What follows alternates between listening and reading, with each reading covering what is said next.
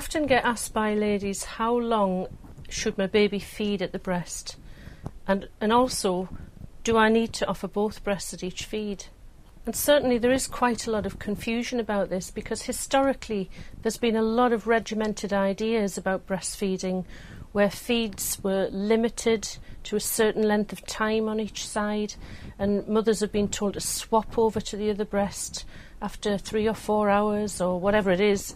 And so we have a lot of old school ideas mixed in with the new, and a lot of those old ideas were not based on good evidence. So first of all, before I actually make a blanket statement about whether you should offer one breast or 2 breasts, I think it would be good to just talk to you a little bit about what happens when your baby actually comes to the breast to feed.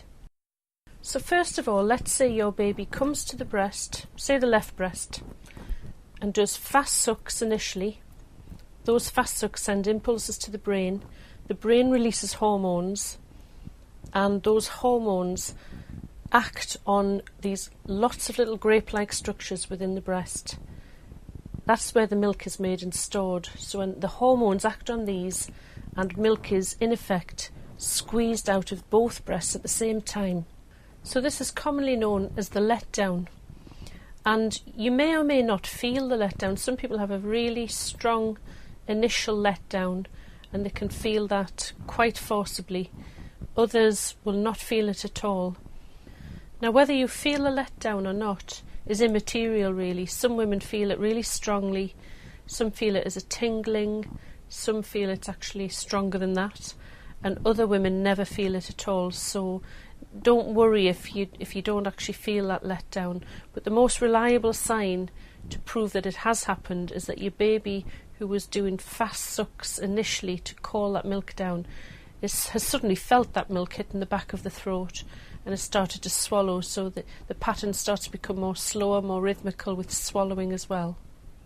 Now that first letdown that comes is usually higher volume at the beginning of the feed, and as your baby starts to swallow and swallow and swallow, the volume is going to reduce after a while, and your baby will eventually start to do a little bit of flutter sucking at the end of that letdown, where the volume is very low. There's actually quite a high content of fat there because of the low volume.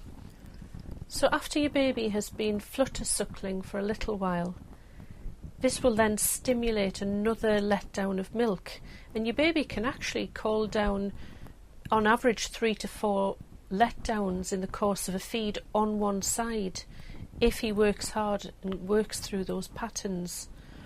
So once another letdown comes, once again you'll see that slower, more rhythmical pattern emerging as your baby's swallowing, and then the volume's going to slow again, and so on and so forth. And you may know that your milk supply is based on a supply and demand concept, and that means that as milk comes off the breast, so demand has gone in and your baby has then swallowed that milk, your body will then make more milk on that particular side. So every time there is extra bit of emptying, more is made. The first milk that your baby gets when he latches on after the initial fast sucks is high in volume, and it's low in fat, however, and low in calories because of being low in fat. And there are some studies which are showing that there is quite a variation in the fat content of the milk. So as the feed progresses, the fat content generally increases too. And so it's good for your baby to be able to feed through as many of those letdowns as possible. Now, for some other women, there may not be such a variation.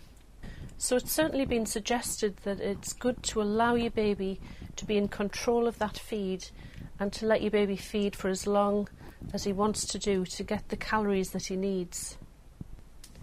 So it certainly seems important to allow your baby to stay on one side for as long as he can, until he comes off himself if possible. And it's also worth knowing that when your baby feeds from one side and calls that milk down with the initial fast sucks, that milk has let down on the other side. So in effect there are calories waiting for him on that other side. So once your baby has come off the breast, either well because he's been an efficient feeder, or because you've used compressions as well to keep him on for as long as you can, still offer that second side, because this is going to give extra calories that he wouldn't have had the access to had you not offered that breast. And the point is that it just means that he's going to get more calories in one sitting. And of course, next time round, you can offer the second breast as the priority breast. Let your baby feed as long as he can and let him come off on his own, or use breast compressions if necessary, and then offer that first breast again, just to give those extra calories.